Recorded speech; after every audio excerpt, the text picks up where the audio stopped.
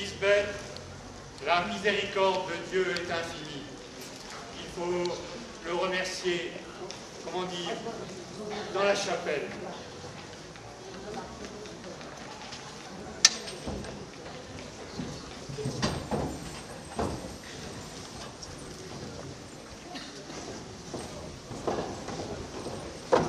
Mon maître, notre maître, vous êtes revenu. Vous saviez que nous avions besoin de vous, comme les petits-enfants ont besoin d'une force compatissante qui les étaye. Jamais vous ne nous refusez une grâce. Votre grandeur accable et confond. Nous bénissons votre nom.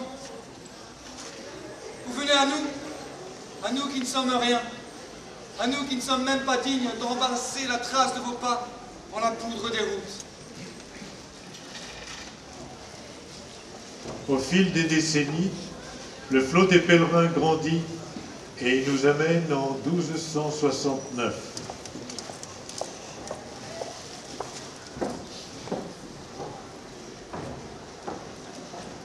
Tiens, le parricide est déjà debout. Que dis-tu?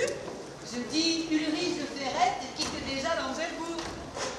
Mais pourquoi parles-tu de parricide? C'est une histoire dont on n'aime pas trop parler par ici. Il y a toujours des souvenirs qu'il ne fait pas bon remuer. Mais encore, dis-moi. On n'a jamais su la vérité sur tout cela. En deux mots, notre seigneur actuel et son frère Louis le Furieux ont assassiné leur père Frédéric, qu'on appelait le Fier, à la pinte de 1233. Louis a été excommunié et mis au banc de l'Empire, puis il s'est repenti et s'en est allé demander pardon à Rome. Et le Saint-Père l'a relevé de son excommunication. Puis il est mort par là-bas, quelques jours plus tard. Et alors, Ulrich de Ferrette? On n'a jamais rien su. Et tout ce qu'on dit n'est que supposition.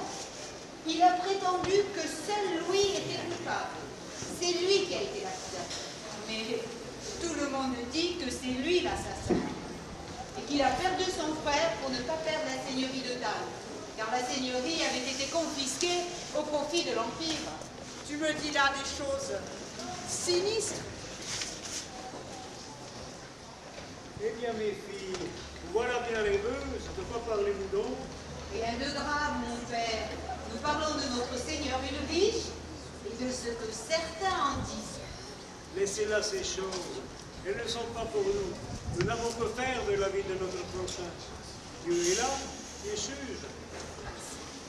Vous avez raison, mon père. Nous ne sommes que des paysannes. Et nous n'avons pas à nous mêler du sort de ceux qui sont plus grands que nous. Peut-être, mais nous avons tout de même le droit de connaître ceux qui nous mènent. Les grands sont au-dessus de nous. L'essentiel, c'est que leur gouvernement soit juste. Tout homme a des minutes d'égarement. La perfection n'est pas de ce monde de la terre. C'est pour ça qu'il faut savoir pardonner et se taire. Ceux qui dominent ont plus de difficultés à vivre que nous autres. C'est pourquoi il faut savoir se montrer charitable envers eux.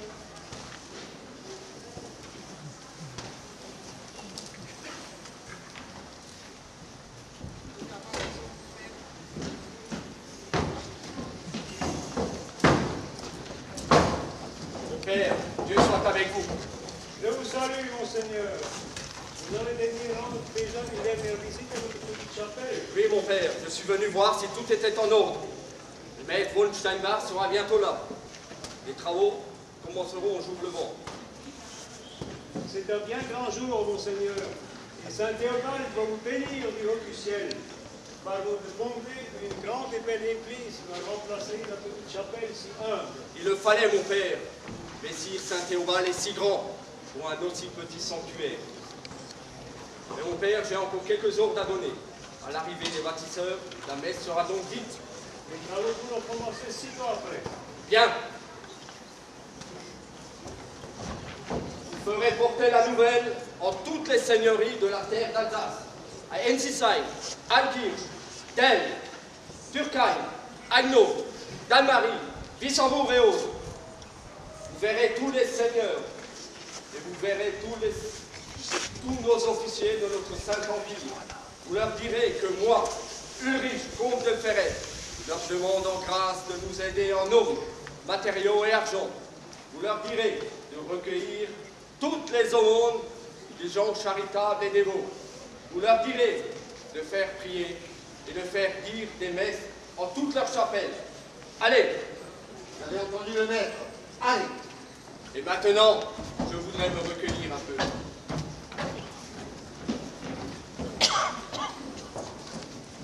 Ce matin, j'avais besoin encore d'être seul devant vous. Vous êtes un juge terrible et rien ne s'apaise en mon âme. Plus de 30 années depuis cette nuit, et le feu me dévore encore. Et maintenant que j'approche du terme, alors que déjà je sens venir l'amour, rien n'adoucit l'horreur de la nuit où j'ai perdu mon âme. J'ai échappé à la justice des hommes par un second crime. C'est par ma faute. Si Louis, mon frère, est mort, lui s'est repenti. Moi, je l'ai accusé. Moi, le parricide. Et je n'ai pas échappé à votre justice. Après avoir tué mon père, j'ai tué mon frère par esprit de lucre. C'est ma faute. J'essaye maintenant de travailler à votre plus grande gloire.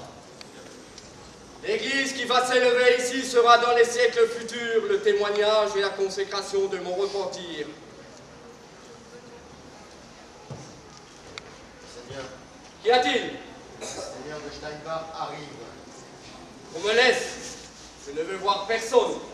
Je vais être seul, et seul je remonterai à l'Angelbourg. Bien, mon Seigneur. C'est le maître de Steinbach. C'est lui, bénéfique de la terre. Oh, Misérabilis, que Dieu vous bénisse. Je vous salue, mon père. C'est moi qui viens vous tirer de votre calme. J'ai l'habitude d'être sur chantier avant mes hommes. Mais voici notre chère Odile. Mon père, j'ai voulu dire adieu à notre petite chapelle. Vous aussi, chère Odile, ça vous fait mal au cœur de la voir partir? Il me semble que c'est un peu quelque chose chez nous qui s'en va. Mais ma fille, Saint Théobald sera bien honoré dans une grande et vaste église.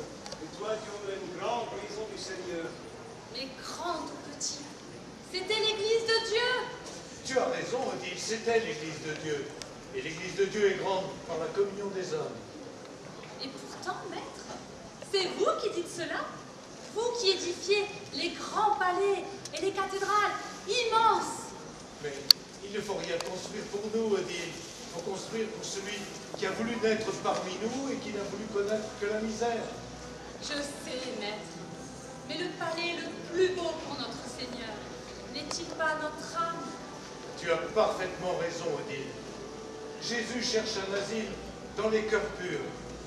Mais les églises que nous ferons ne seront pas seulement œuvres d'architectes. Il faudra leur donner la vie. Elles auront une âme. J'ai songé à la flèche de nos cathédrales en regardant une femme unir ses mains pour prier. 2 mains jointes, dont les doigts semblaient unis indissolublement.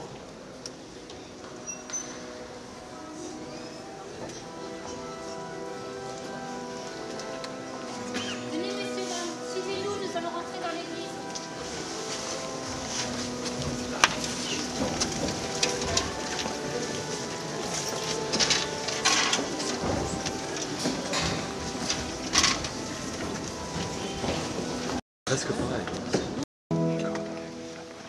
Sous les hautes voûtes de notre cathédrale, là, dans la prière, s'épanouira au souffle de la grâce, comme la fleur au bouton s'ouvre au soleil.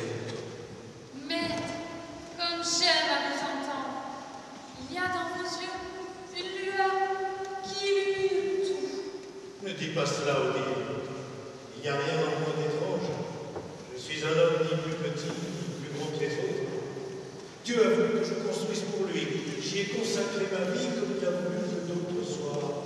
Verrier, sculpteur ou soldat. Pourtant, rendez votre œuvre, Père. Les siècles. Non.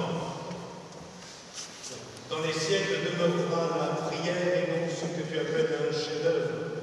Notre idéal est le même. Dieu doit avoir dépanné, mais tout parlera de lui. Où chaque pierre, où chaque muraille, où chaque poutre, où chaque verrière portera gravé en elle sa parole divine. Et dans les siècles à venir, à l'ombre pensive de nos cathédrales, je vois, venant de toutes parts en longue théorie, des hommes en foule, des hommes de toutes les races, de toutes les nations, des hommes qui viennent clamer leur foi. C'est comme un hymne lent, comme la longue mélopée du vent, comme un bruit de marée. L'univers entier vibre. C'est un hymne qui monte vers vous, ô notre Père. Des mains qui se tendent vers vous, ô notre Sauveur. Des cœurs qui s'ouvrent à votre feu, ô Esprit Saint. Ils sont tous là. Mon Dieu, que la tâche que vous nous avez confiée enivre. Pour vous, on ne travaille que dans la joie. Mes amis, mes frères. Maître, nous sommes là, tous là. Que faut-il faire? Je vous amène les hommes de Schultz. Nous sommes à vos ordres. Ah, maître Monseigneur, que le temps qu'on parle avec vous, nous sommes ceux de Guépillère. Nous arrivons de Moufrague, concernés. Nous avons la pierre et les poutres. Nous précisons de Dame-Marie et Galtier. Mes frères, je vous attendais. La grande journée va commencer. Nous bâtirons en ce lieu la maison de Dieu, qui est la porte du ciel. Nous bâtirons le tabernacle de Dieu, où il habitera avec les hommes. Tous, gens des villes, de tous les villages, vous, gens des monts, vous, gens des plaines, vous viendrez aider de toute votre âme, de toutes vos forces, de tout votre esprit, afin que la maison de Dieu, bâtie de pierres vivantes, s'élève jusqu'aux astres, pure et belle. Hommes de tous les pays, venez avec moi. C'est de votre union que naîtra le sanctuaire. Seigneur, envoyez-nous votre grâce. Venez, sanctificateur tout-puissant, éteignez et bénir l'œuvre que nous entreprenons à la gloire de votre Saint. Ah!